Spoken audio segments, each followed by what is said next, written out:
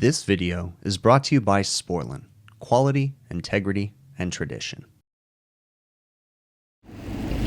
All right, today's service call is several ACs. They're really confused, but the bar AC especially, they're saying, is not working properly. So let's walk into here. I did notice that the building's air balance was really negative, and looks like this guy's off on a safety. Interesting. Okay. Everything's good in there. Before I turn this unit off, I need to go downstairs, and the management needs to call the fire alarm company and put the fire alarm on test, because we can send a silent signal when we shut down power to this guy. Let me see how it's wired. Oh no, we won't send a silent signal. It's not wired for a trouble shutdown. If the resistors just landed across the alarm contacts, it won't send a trouble signal, because it always sees the resistor, and I can tell that that's how it's wired. It's literally just going across those two alarm contacts. So we can go ahead and shut this guy down. But before we do that, what is going on here? Let's look over here. They did just have they have a new maintenance company that's doing their maintenance here. And I can tell they were here because the writing's on the unit. The dates are right there. And they changed the filters. Let's see what's going on in here. Oh, well that'll do it.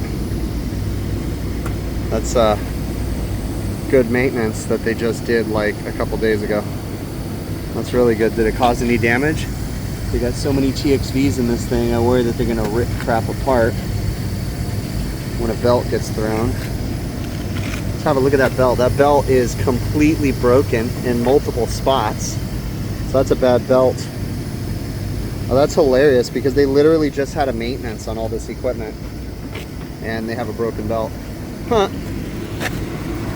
This is what happens when lowest bidder gets the maintenance contract and they don't give it to someone who's willing to do things right, like me. All right, well, let's see. Maybe they gave us a spare belt, or maybe that's from us.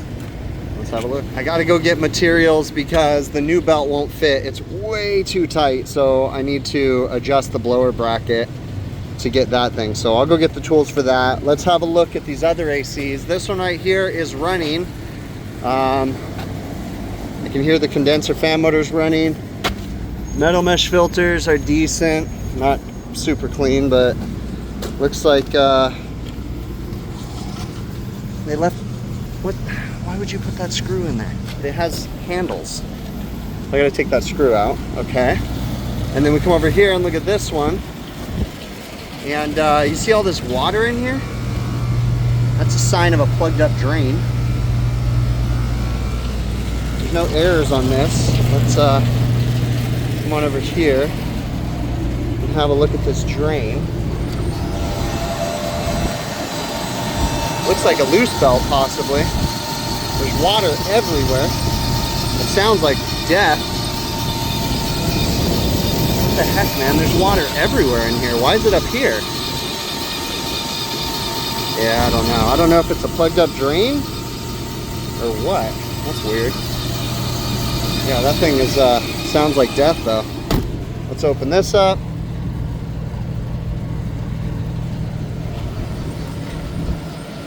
$7:31, and it is currently August 5th. So someone didn't do their maintenance right. So that's interesting. Okay. Well, I'm gonna go get the tools I need to adjust the belt on the other one. So when you slide the blower assembly out, you gotta pay attention, because they do give you slack, but you gotta clip a zip tie to be able to slide it out. These two get loosened, and then there's two more on the other side. I can tell that someone was wrenching on this, because the gap here is bigger than about here, maybe 1/4 inch, 3/8 of an inch bigger here than it is here. So someone had loosened these and tried wrenching on this and didn't do it evenly, which is silly. This is a brand new AC, so don't really see anything wrong with the pulleys other than a little wear, but it's not affecting performance. So we're gonna go ahead and get the new belt put on, and then snug it up, and then use these guys right here with the 3/4 socket, and you can adjust it. Grab a tape measure, measure from here to here, make sure it's even. See, we moved it way up. That other belt was way stretched out and just shattered. So this gap from, just find a common place to measure from here to this piece right here. It's 1.125 inches. There on that same side, 1.125 inches. That's a rough way. Make sure nothing funky is happening here. It looks nice and straight. Don't see any issues. Tension's correct. So that's good. I'm gonna go ahead and tighten these down, and then we'll push this guy back in and then finish troubleshooting. I turned on power and the unit is staging on. You can see that it was running for a long time. The compressors are sweating. That was from running with no evaporator fan motor, right? So now it's got an actual load across the evaporator. It's moving air. Compressors are all running. We've got a full call for all 4 compressors, which they do with 2 stages. It's just the logic in here figures it out. So we're gonna let it run, and I'm gonna go get my iPad, and we're just gonna go through the core programming, make sure everything's still good inside that. All right, I got my iPad ready. So if I remember right, you hit pair. I can't remember how long to hold it, so I'm just kind of winging it here. There we go. I think we're pairing. Hit next. Boom, there it is right there. All right, now we're connected. Well, it should be connecting. And then we can, yep, all the information, finish, and we can go through the unit. So we're cooling Y1, Y2, supply 47, return 72. Blower on. What is that noise? Oh, I think it's this. I think that's vibrating. Or they're gonna have compressor damage. At least they're Copeland compressors, because the other brand that they use in the Linux units doesn't last as long when you abuse the heck out of them. So, okay. We'll get down here, damper positions at 6%. I really would like my damper because the building feels like it's a little negative. I wonder if this is running. I feel like this is running, but I need to pop the top because the building was negative. And then also this damper, when I looked earlier, was barely open. And it should be open a little bit more to help balance the building out. Like if it's open at all, it's barely. So we need to open this outside air damper a little bit more. In order to open the dampers, what you do is you go into test and balance, and you got to do a configuration. You got to make sure they're closed, confirm, then you got to open them, confirm, and then that way it calibrates everything, and then you can open them the proper percentage. I also made a change in the configuration ID because this unit had a enthalpy economizer, and we need motorized outside air damper on this unit. They don't need the economizer opening and closing because they have a very finicky air balance at this location. So we're gonna set it up for a minimum outside air damper where it's not gonna use free cooling, because that's just gonna screw everything up. So once this is completely open, then I'll confirm. We just hit right there, and then visually confirm damper is fully open, and tap next as soon as it's maxed out. It's still moving right now. Okay, it just stopped moving. So now we're fully open. So what it's gonna do now is turn the indoor blower motor on, and then we gotta set the high speed and the low speed setting. I don't know why this got adjusted. I have a feeling someone's been messing in this unit. I really think that the core, you know, logic tells you that only technicians that know what they're doing is gonna log on, but I have a feeling people are messing around. So now what we're gonna do is, hold on, I'll put my tablet right here. Okay, so turn blower on. So now the indoor blower motor's running, okay?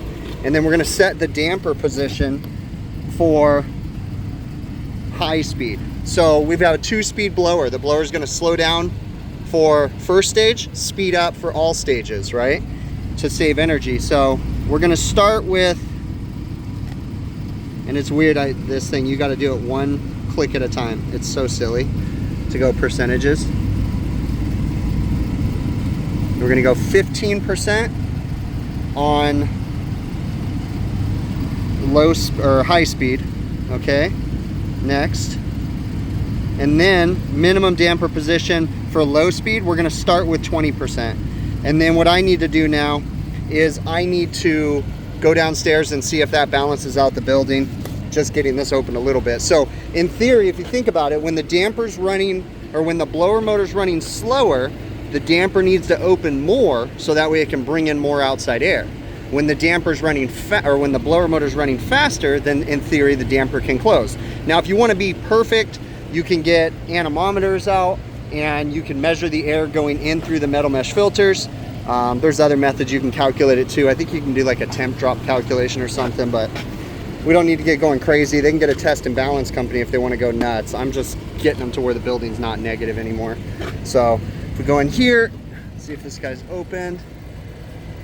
And I think that our blower's not even running yet, so we need to go back into normal operation. Delay it's in a delay right now, so we'll give it a second. Is there a way to cancel out the delays, I wonder? I don't know, it's kind of hard for you guys to see because of the glare. No, there's no active alarms, so we just got to wait for the delay. Okay, the blower motor just kicked on and the damper should be opening. Yeah, it's opening right now. So I'm waiting for the other AC, and I hope this is another, I'm waiting for the first AC, which was their bar. Just letting it operate. I'm gonna go check the air balance in just a minute. This is another AC. They were kind of complaining about this one too. I think most of the problems with the bar, but when I open this belt sounds extremely tight. I guess it's not too bad. I think it's just getting worn out, but I just wanted to make sure. Yeah, that's not too bad. It's actually decent. Got enough deflection right there. B61. Is that a brand new belt? Yeah, kind of, I think. But okay. All right, and this one doesn't really, it looks like there's some chemical in the drain pan, so they must have cleaned it with chemical. This guy's definitely condensating. The other thing too is the thermostats all say like 68 degrees, so I need to go verify that the remote sensors are actually working properly. This was a quick one, but this has been the story of most of my summer, is going behind other people and having to fix things that they were supposed to do, and it's been insane. Just belts, condensers, equipment being left off, like just left and right. And you know what, I'm thankful because I have the opportunity to go behind and do the repairs and stuff, but still it's kind of ridiculous to think that the customer's paying good money to have a service done and it's not being done properly or even kind of being done. It's just ridiculous left and right. You know, who knows, but it is what it is, and I'm here to fix the problems and make sure it's taken care of. So really nothing too crazy. I don't understand why the economizer was set at the wrong setting. I don't know if someone got in there and played with it or something like that. I adjusted it, opened it back up the way that it should be. And the other thing too is I didn't get footage of it because it's difficult to get footage down inside the building good majority of the time because there's music playing and just, you know, just too much information that's available on the screen for people. But I ended up finding that they had a bad thermostat for their kitchen because the beginning of the video I said they had multiple ACs down. Well, the bar was the big issue because the belt was broken. But I also found that the kitchen had a bad thermostat, and then the dining room had a bad zone sensor. The zone sensor was all out of whack, and it was making the dining room run when it shouldn't be, and all that good stuff. So I fixed everything down there, went ahead and changed the thermostat, changed the zone sensor, and got them 100%. You know, it is now August 24th, so it's been a good while, about a month, just a little under a month since I made this repair, and all is well. Customer's been happy, and I've been doing the same thing at multiple other locations, just finding broken belts. Literally, I have a guy out today working, went to another location where they had a broken belt too, and it's like they just had the maintenance done. Like, it blows my mind. So you know, maybe, just maybe, I'm hoping that the customer will consider letting me do some of the work. I mean, I'd love to see what they were being charged. Maybe I can compete. I don't know. So I got some phone calls and emails to make and see if I can compete and maybe get a little bit of this and, you know, give them something better than what they're receiving, essentially, you know. I really appreciate you guys making it to the end of the video. I know this wasn't a long one, but this is my life. This is what I've been going through. This is what, you know, our technicians have been going through, just going behind this stuff, and got to document, got to send emails. It's kind of silly. Like, I kind of feel like a little baby because I send all these emails after I go out to do a service call, and it's like, but the customer actually asks me to report my findings. They're like, please keep sending them. And I'm like, I don't want to overload you guys, making you think I'm trying to make people look bad or anything like that. And they tell me no. They just want me to keep emailing because corporate decisions were made, and, you know, I can't get into the details, but it is what it is. So they want me to keep sending the emails, and I just keep going out and finding more and more, and boom, pictures, emails, there you go. Problem solved. Could have been prevented, you know, that kind of stuff. But anyways, I digress. As usual, I go off on tangents and whatever. But if you guys haven't already, please consider subscribing to my YouTube channel. Definitely helps the traction of the channel. With the more subscribers, the more views I get. If you guys enjoy the videos, share them with people that you know that you think might enjoy them. I'd much appreciate that. If you have any feedback, feel free to leave it down in the comments. Even if you think it's negative feedback, I'm always open to criticism. So leave it down in there. If you want to keep it private, shoot me an email, hvacrvideos@gmail.com. I really do appreciate y'all. Please consider going to my website, hvacrvideos.com. We have merchandise available, such as these hats. These hats are the #1 seller. They're totally available on the website. You know, the thing about these hats is black underbill underneath, so your fingerprints don't get it as dirty. It's hard to explain, but it is a breathable material. It's not a trucker hat. It's solid, but I can see light through it right now, okay? It's a very breathable material. Now, this is only on this one flex fit hat. It's a flex fit in the back, has the HVACR acronym on there. Really quality hat. I really enjoy these. I put a lot of effort into them. We also have dad hats and trucker hats. So the dad hats are for people with short foreheads, typically bald people. They have a clasp in the back. They still have a black underbill, but they do not have the breathable activewear mesh material. We also have a flat bill hat that has the same black underbill, but it also is not the breathable flex fit material. Actually, it's not the breathable material, but it is a flex fit, even though it's a snapback. So it does have the stretch in there. This one, again, is a flat bill that just says the HVACR acronym, black underbill, like I said. So they're all available on my website, hvacrvideos.com. I really appreciate it. Last but not least, if you go to truetechtools.com, if you like any of the tools that I use, check them out. I have an affiliate program set up with them. If you use my offer code BIGPICTURE, one word, at checkout, on majority of the items on their website, you'll get an 8% discount. I get a small commission. Great way to help support the channel. Again, that's truetechtools.com. You know, the easiest way, though, to support this channel is literally just watch the videos from beginning to end. That really is the easiest way. You can also do it via PayPal, Patreon, or YouTube channel memberships, of which there is links in the show notes of this YouTube video to all those too. So again, thank you so very much, and we will catch you on the next one.